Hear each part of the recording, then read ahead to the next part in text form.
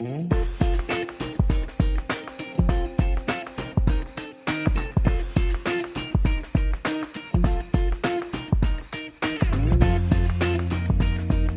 commencerai par définir la douleur. Définition du petit Robert.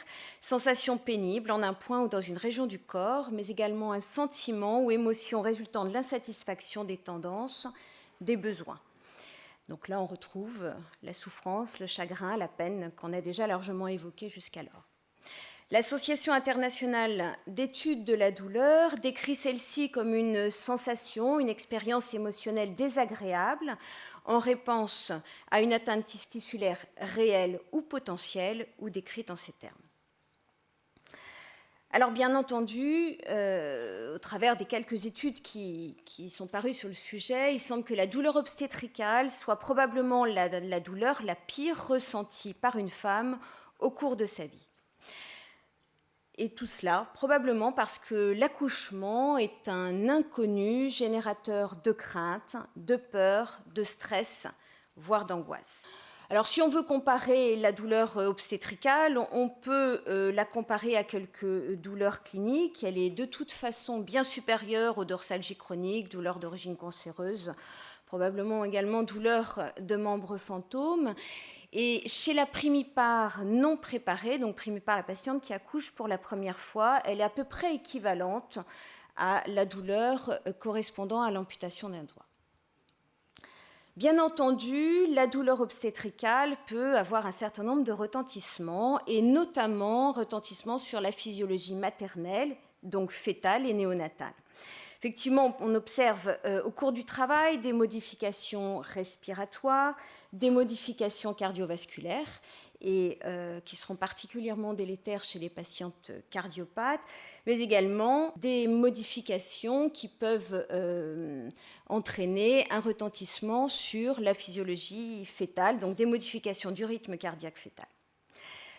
Les retentissements sont également sur le déroulement du travail, puisqu'on peut observer une dystocie dynamique qui peut être engendrée par des contractions hyper douloureuses et mal maîtrisées, et bien entendu un retentissement émotionnel et psychologique qui peut être plus ou moins durable, qui peut affecter la relation mère-enfant, avoir un impact sur les grossesses ultérieures, voire un désir de grossesse ultérieure, et sur la vie de couple.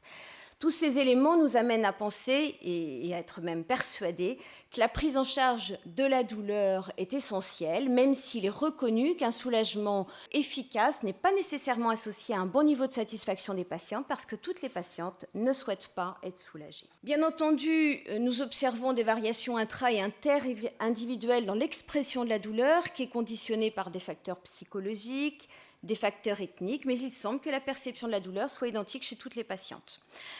Il est bien entendu essentiel de connaître, pour bien prendre en charge la douleur d'une patiente, de connaître le contexte social et culturel dans lequel évolue cette patiente, d'avoir connaissance de son projet de naissance, de sa demande quant à notamment être soulagée ou non, et apporter une information éclairée à cette patiente, instaurer bien entendu une relation de confiance soignant-soigné. Tout cela pour, certes, apporter un confort à notre patiente, la satisfaire, mais limiter également les répercussions physiologiques et psychologiques que l'on aura évoquées précédemment. Bien entendu, la douleur évolue au cours du travail. Alors pendant la première phase de l'accouchement, les contractions sont de plus en plus régulières, de plus en plus intenses et de plus en plus douloureuses. Celle-ci entraîne la dilatation du corps, et la douleur ressentie est plutôt une douleur d'origine viscérale qui est secondaire à la distension mécanique au niveau du segment inférieur et du col. Et la douleur ressentie est plutôt ressentie sous-ombilicale, avec une douleur qui irradie en postérieur et une extension vers l'ombilic et le périnée. Au cours de la deuxième phase de l'accouchement, donc c'est la descente, rotation du fœtus dans la filière génitale et l'expulsion du fœtus, la douleur est plutôt secondaire aux contractions utérines, à la distension des voies génitales et la compression de toutes les structures adjacentes à l'utérus. La douleur est plutôt ressentie au niveau périnnéal, elle peut irradier jusque vers les cuisses. Et la troisième phase de l'accouchement, qui correspond à la délivrance, donc la sortie du placenta, qui est une phase beaucoup moins douloureuse, semble-t-il, sauf si, bien entendu, des gestes sont à mettre en place. Certaines études ont permis de retrouver, donc une étude de 1981, qu'environ 61% des patientes considèrent la douleur de l'accouchement comme une douleur étant qualifiée de sévère à intolérable. Bonica, en 84, retrouve 50% des patientes qui décrivent la douleur du travail, notamment de la première phase de l'accouchement, comme étant sévère à très sévère.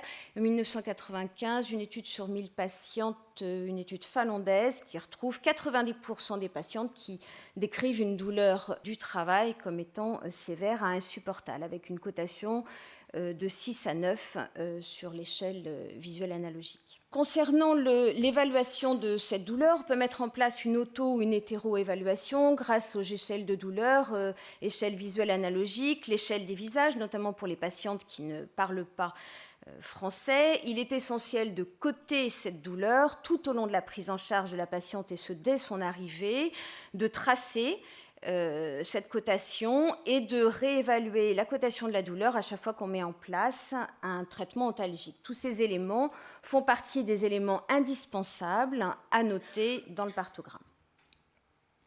Alors bien entendu, la prise en charge de la douleur a évolué au fil du temps, et je dirais qu'il faut attendre à peu près la moitié du 19e siècle pour qu'on commence à prendre en charge cette douleur, parce que jusqu'alors, on avait d'autres préoccupations, c'était la santé de la mère et de son nouveau-né. En 1853, le docteur Campbell, qui notamment a accouché la reine Victoria, a proposé d'utiliser le chloroforme pendant le travail et l'accouchement. 1880, le docteur Charcot suggère d'utiliser l'hypnose pour, disait-il, soustraire la patiente à son accouchement et à la naissance de son enfant. 1930, le docteur Reed parle de l'accouchement sans crainte, parce qu'il est persuadé que ce sont les craintes de l'accouchement qui entraînent les douleurs du travail. 1951, le docteur Lamaze, j'insisterai un petit peu sur les diapositives suivantes, et 1966, le docteur Le Boyer pour une naissance sans violence, mais il s'intéresse plus précisément à la prise en charge plus sereine et moins agressive du nouveau-né. Alors, le docteur Lamaze, c'est un médecin qui est neurologue et obstétricien. Il exerce en libéral à Paris. Il prend la responsabilité de la clinique des Bluets en 1947. Et Fernand Lamaze découvre, au cours du Congrès international de gynécologie obstétrique qui a lieu à Paris en juin 1951, il rencontre le professeur Nikolaïev et découvre l'accouchement sans douleur. Le professeur Nikolaïev, considérant que la patiente peut accoucher sans douleur si on lui donne accès à une méthode qui est basée sur les théories du physiologiste Ivan Pavlov, et qui permet donc à cette femme d'accéder à une éducation physique et psychologique qui lui permet de mieux maîtriser son accouchement. Le docteur Fernand Lamaze est intrigué, il part en URSS en août 1951, il assiste à un accouchement naturel sans douleur, il revient convaincu que la douleur de l'accouchement est induite par un réflexe conditionné douloureux qui est inculqué par la société, donc par l'éducation qu'a reçue la patiente et les rumeurs et les légendes dont elle a eu vent. Rapidement, il décide de mettre en place une expérimentation de cette technique de l'accouchement sans douleur au Bluet. Les conclusions sont plutôt positives. Alors, il propose à 500 patientes de bénéficier de cette préparation. Ces patientes se voient toutes proposer des cours théoriques, 3 cours au cours desquels on leur apporte des connaissances anatomiques, physiologiques et neurologiques, 6 cours pratiques, au cours desquels les patientes apprennent à se détendre et à respirer. L'objectif du docteur Lamaze, c'est certes de favoriser le confort physique et psychologique de la patiente. Alors bien entendu, toute l'équipe soignante est sensibilisée à cette technique, et également de favoriser le rôle d'accompagnateur du père pendant la grossesse et l'accouchement. Et dès lors, les pères pourront rentrer en salle de naissance et assister à l'accouchement.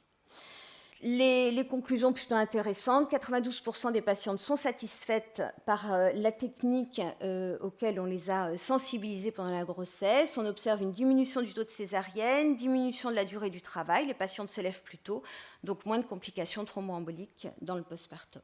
Fernand Lamaze est absolument ravi de ces conclusions. Il décide avec son disciple, le docteur Velay, de sillonner la France pour faire part à ses collègues de ces nouvelles techniques, et la clinique des Buées devient le centre de stage de nombreux médecins et sages-femmes européens. Donc en juillet 1956, le docteur Lamaze est récompensé. L'Assemblée nationale adopte un projet de remboursement par la Sécurité sociale de 6 entretiens prénatals, toujours bien entendu réalisés dans le cadre de l'ASD, 8 entretiens en 1960. En 1961, les cours de préparation à l'accouchement sans douleur sont inscrits dans le programme de cours des étudiants sages-femmes. Et dans les années 70-80, toujours basés sur les mêmes principes, donc l'information, la préparation physique et la responsabilisation, on observe un accompagnement plus personnalisé de la femme enceinte du couple. Et puis en 1980, on voit apparaître l'analgésie péridurale en obstétrique. Ce qui m'amène à vous parler des techniques, des méthodes médicamenteuses que l'on peut proposer actuellement à nos patientes. L'analgésie périmédulaire, qui a fait d'énormes progrès ces 30 dernières années, des progrès en termes d'efficacité, mais également en termes de sécurité. On utilise de moins en moins de quantité d'anesthésiques, on y adjoint des opiacés pour potentialiser leur effet, et puis aujourd'hui, les patientes peuvent bénéficier d'une technique qui leur permet de maîtriser en quelque sorte, en tout cas de participer à la prise en charge de leur douleur. Ces progrès ont permis à l'analgésie périmédulaire d'avoir moins d'effets sur le déroulement du travail, sur le mode d'accouchement, et aussi d'induire moins de modifications de la physiologie maternelle et néonatale. Alors il va sans dire que cette analgésie périmédulaire, quand elle est en place, elle permet une prise en charge en urgence, ce qui est un des points intéressants. Donc pour ces techniques, on citera rapidement l'analgésie péridurale qui est de plus en plus répandue. On parlait tout à l'heure de l'apparition de l'analgésie péridurale en 80. 3% des patientes pouvaient alors en bénéficier. Aujourd'hui, 80% des patientes peuvent accéder à l'analgésie péridurale qui avait été décrite, semble-t-il, pour la première fois en 1946 en obstétrique.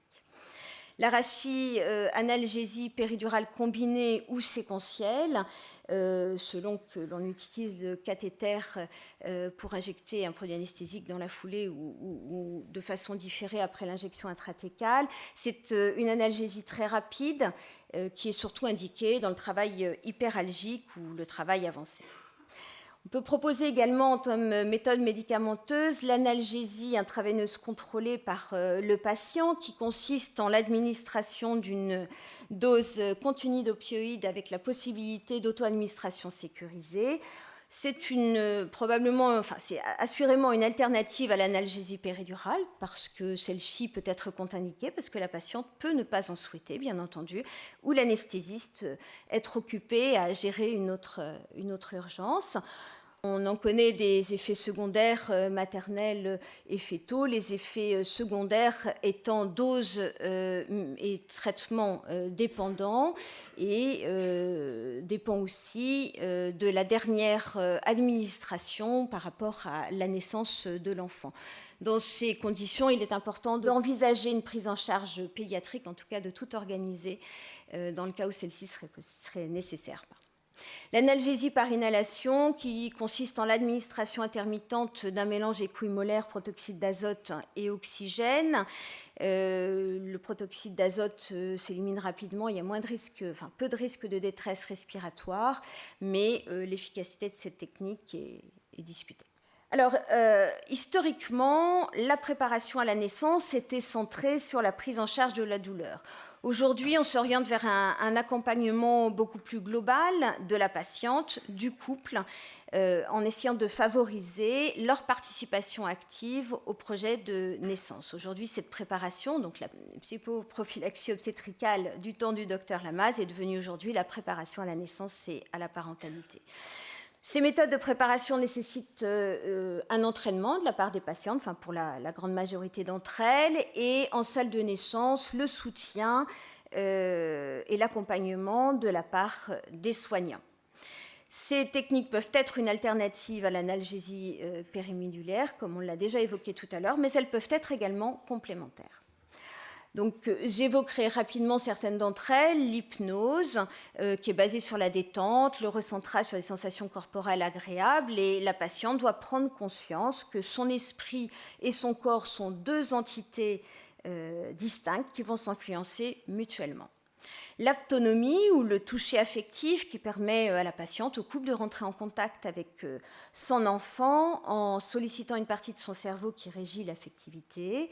La sophrologie qui est basée sur la respiration, la détente corporelle, la visualisation, ou aussi des patientes utilisent des postures de yoga. Certaines sont demandeuses d'acupuncture, mais là il nous faut un personnel qualifié, et certaines techniques sont un petit peu plus sportives. On évoquera l'utilisation du ballon, des suspensions ou yann d'accouchement.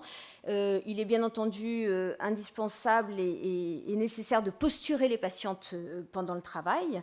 Et certaines patientes souhaiteront avoir accès à la balnéothérapie. Donc là, bien entendu, il faut qu'en amont, elles puissent choisir la structure qui puisse leur proposer ces méthodes-là. D'autres déambuleront. Et quand même, globalement, toutes ces dernières techniques sont complémentaires les unes des autres et on peut alterner leur utilisation. Alors, pour conclure, j'insisterai sur le fait qu'une collaboration au sein de l'équipe est essentielle, équipe pluridisciplinaire, et cette collaboration doit nous faire tous évoluer vers le même objectif, qui est la prise en charge globale de notre patiente, du couple, et de favoriser l'accueil serein de ce petit nouveau-né.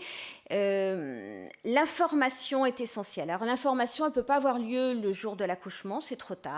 Elle doit être mise en place bien en amont. En règle générale, enfin, de mon point de vue, un des moments importants pour débuter cette information, puisqu'elle se fait à plusieurs niveaux, c'est certainement l'entretien prénatal précoce, qui est le premier cours de préparation à la naissance et à la parentalité.